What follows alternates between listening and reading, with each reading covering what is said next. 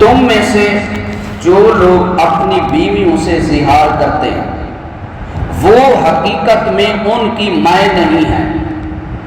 زمانہ جاہلیت میں یہ تھا کہ وہ اگر زہار کرتا اپنی بیوی کے کسی جسم کے حصے کو ماں کے جسم کے حصے سے تشبیہ دیتا تو وہ کہتے تھے یہ اس کی ماں بن گئی ہے، اور وہ عورت مکمل طور پر ہمیشہ کے لیے اس کو برقرار ہو جاتی۔ اور قرآن کیا کہتا ہے؟ تم میں سے جو لوگ اپنی بیویوں سے زہار کرتے ہیں وہ حقیقت میں ان کی مائیں نہیں ہیں، ان کی مائیں تو وہ صرف وہ ہیں جن کے بطن سے وہ خود پیدا ہوئے ہیں۔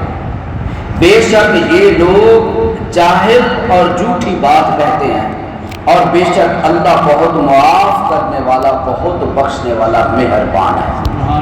تو اللہ تبارک و تعالیٰ نے فرمایا کہ اب اگر کسی کو اسی طرح، وہ کل کے درس میں عرض کروں گا، اگر کوئی بندہ اپنی بیوی کو ماں کہہ دیتا ہے یا بیٹی کہہ دیتا ہے یا بہن کہہ دیتا ہے تو اس کا کیا حکم ہے؟ یہ کل کے درس میں انشاءاللہ عرض کروں گا۔ اب اللہ تبارک و تعالیٰ کیا کہتا ہے؟ تمہاری ماں صرف وہ ہے جس نے تمہیں پیدا کیا، اس کے علاوہ کوئی تمہاری کسی کے کہنے سے تمہاری ماں نہیں بن سکتی ہے۔ بیوی کو تم نے کہا، بیوی کو کہا کہ تیرے جسم کا کچھ حصہ، وہ حصہ میری ماں کے مثل ہے، تو اب وہ تمہاری ماں نہیں ہے، بلکہ تم نے کیا کہا ہے؟ زہار کیا، اور تیری بیوی تیرے اوپر حرام ہو گئی ہے لیکن تیری ماں نہیں بنی ہے۔ اب اس کا کفارہ کیا ہے؟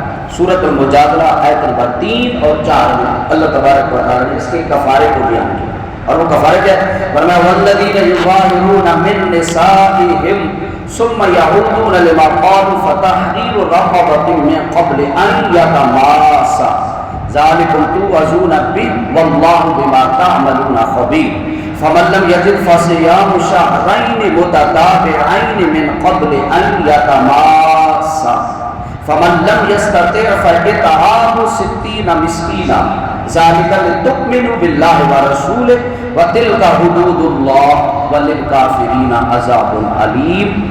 صدق اللہ العظیم۔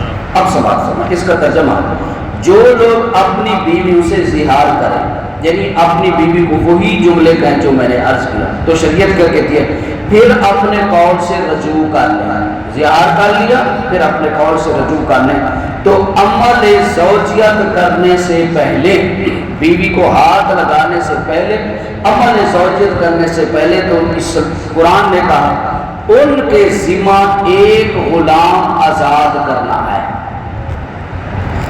اس کے ساتھ تم کو نصیحت کی جاتی ہے اور اللہ تمہارے تمام کاموں کی خبر رکھنے والا ہے، یعنی جو بندہ زہار کرے اس کا کفارہ کیا ہے، اس وقت تک بیوی کو ہاتھ نہیں لگا سکتا جب تک کہ ایک غلام آزاد نہیں کرتا۔ اب اسلام، اور جو شخص غلام کو نہ کرے، اور اگر کوئی غلام نہیں آزاد کر سکتا تو اس کے ذمہ عمل زوجیت سے پہلے 2 ماہ کے مسلسل روزے رکھنا ہے، اور روزوں کی طاقت نہ رکھے اس کے ذمہ 60 مسکینوں کو کھانا کھلانا ہے۔ یہ حکم ہے اس لیے کہ تم اللہ اور اس کے رسول پر کامل ایمان لاؤ، یہ اللہ کی حدود ہیں اور کافروں کے لیے دردناک عذاب ہے۔ اگر کوئی بندہ زہار کرے تو اس کا پھر کفارہ کیا، یا غلام آزاد کرے یا 60 روزے 2 مہینے کے مسلسل روزے رکھے۔